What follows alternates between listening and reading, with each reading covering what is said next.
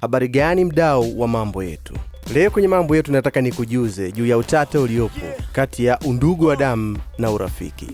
Unadhani ndugu yako wa damu ni lazima awe rafiki yako? Au unadhani ni sahihi ndugu yako wa damu awe adui yako? Leo nakujuza katika mambo yetu. Yaani ndugu yako wa damu au hata mwanandoa mwenzako anaweza asiwe rafiki yako. Ili uweze kuwa na urafiki na mtu yoyote, ni lazima muwe na lengo moja mnaloamini. Pengine muwe na jambo moja ambalo mnalithamini sawa sawa. Muwe na muunganiko wa kihisia na pengine muwe na ukaribu. Jambo hilo linaweza likaleta muunganiko wa watu wa aina yoyote, sio lazima awe ndugu yako wa damu au awe mwanandoa mwenzio.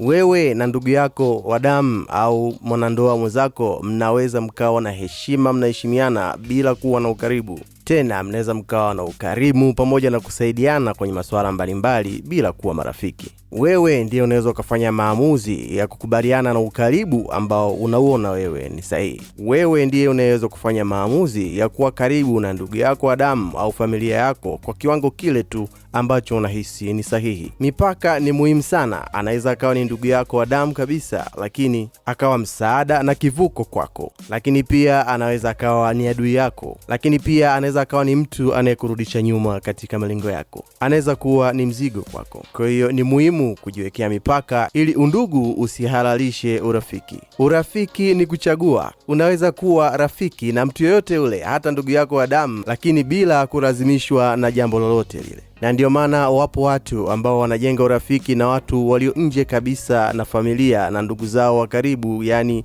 pamoja na ndugu zao wa damu. Unaweza kuwa rafiki na binamu yako au ndugu wengine, lakini usiwe rafiki na watu ambao umezaliwa nao tumbo moja. Yote sio makosa, kwa sababu urafiki unakuja wenyewe. Lakini pia kumbuka, unaweza kuwa na rafiki lakini sio rafiki yako kindakindaki, yani best friend. Ipo mipaka. Tutazungumza next time. Baki na mimi kwenye mitambo ya mambo yetu. See you around.